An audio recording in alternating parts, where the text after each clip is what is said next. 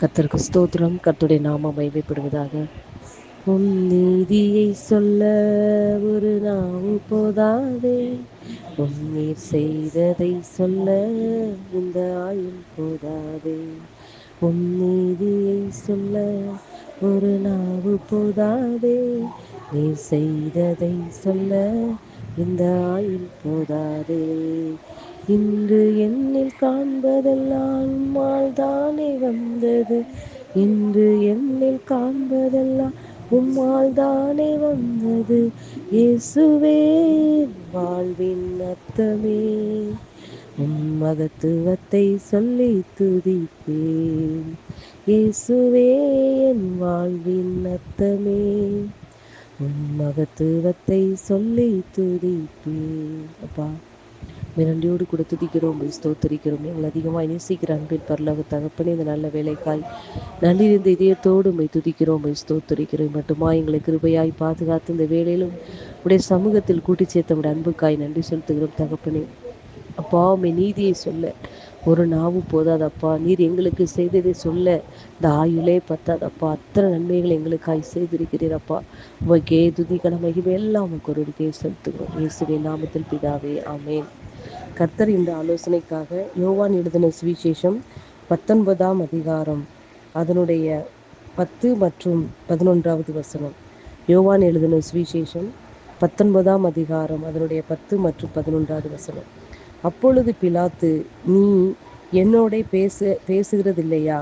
உன்னை சிலுவையில் அறைய எனக்கு அதிகாரம் உண்டென்றும் உன்னை விடுதலை பண்ண எனக்கு அதிகாரம் உண்டென்றும் உனக்கு தெரியாதா என்றான்.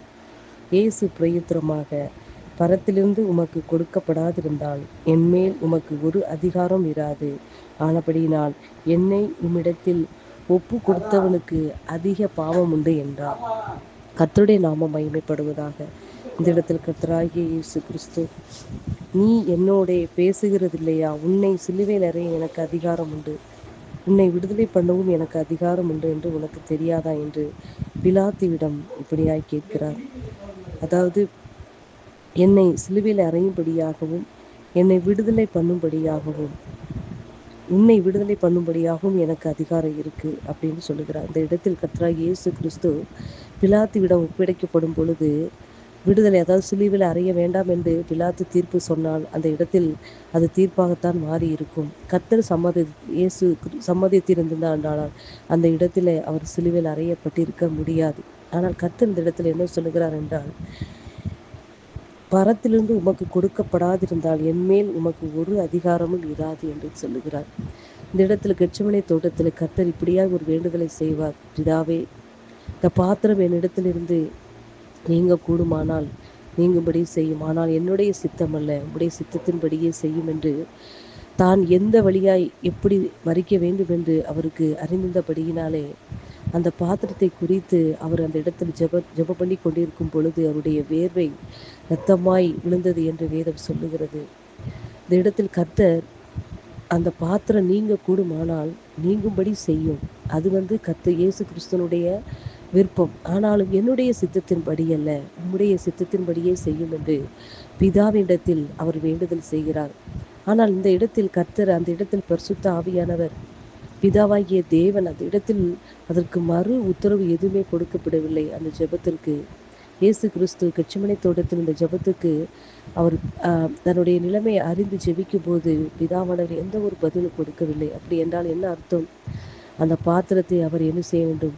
அதை ருசி பார்க்க வேண்டும், மரணத்தை ருசி பார்க்க வேண்டும் என்று அர்த்தம். ஆனாலும் இயேசு கிறிஸ்து அந்த இடத்துல உம்முடைய சித்தத்தின்படியே என்று சொல்லி ஜெபிக்கும் பொழுது அந்த இடத்தில் நாம் பார்க்கிறோம், கர்த்தருடைய பிதாவுடைய சித்தத்துக்கு இயேசு கிறிஸ்து தன்னை முழுவதுமாய் அர்ப்பணிக்கிறார். ஆனால் இந்த இடத்தில் பிலாத்து சொல்லுகிறார், நான் உன்னை என்ன செய்ய பண்ண முடியும்?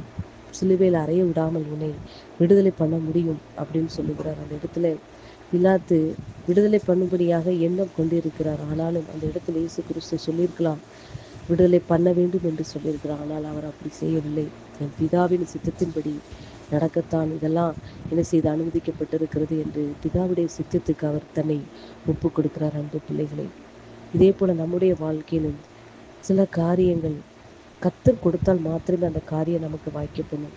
யாராவது, நான் உனக்கு இது செய்து தாரேன், அப்படின்னு சொல்லி சில காரியங்களையோ சில விஷயங்களை நமக்கு செய்யும் பொழுது அது வாய்க்காமல் போய்விடும்.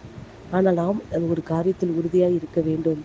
கர்த்தர் கொடுக்கிற விஷயம் எனக்கு போதும், கர்த்தர் கொடுக்காதது எதுவும் எனக்கு வேண்டாம் என்ற ஒரு உறுதியில் நாம் இருக்குமானால் கர்த்தர் நடத்துகிற பாதை நமக்கு நேர்மையான வழியாய் நித்திய ஜீவனுக்கு நம்மளை கொண்டு போய் சேர்க்கிற வழியாய் இருக்கும். அன்பு பிள்ளைகளே, இந்த இடத்தில் கர்த்தராகிய இயேசு கிறிஸ்துவை தன்னுடைய பிதாவின் சித்தத்தின்படி செய்ய அவர் தன்னை ஒப்பு கொடுக்கும் பொழுது அவர் சித்தத்தின்படி என்ன செய்தார்? 3ஆம் நாளிலே மரித்து 3ஆம் நாளிலே உயிரோடு எழுந்து இன்றும் அவர் ஜீவிக்கிறவராய் இருக்கிறார். அன்பு பிள்ளைகளே, நாமும் நம்முடைய வாழ்க்கையிலே கர்த்தருடைய சித்தத்துக்கு ஒவ்வொரு காரியத்தையும் நாம் அவரிடத்தில் என்ன செய்து ஒப்பு கொடுத்து நம்முடைய வாழ்க்கையை நம்முடைய பாதையை நாம் வாழ்வோமானால் கர்த்தருடைய பாதையில் அவர் நம்மளை வழிநடத்தவும் நித்திய பாதையில் நம்மை கொண்டு போய் சேர்க்கவும் அவர் வல்லமையுள்ளவராய் இருக்கிறார். வார்த்தை நிமித்தமாக கர்த்தர் உங்களை ஆசீர்வதிப்பாராக. ஆமென்.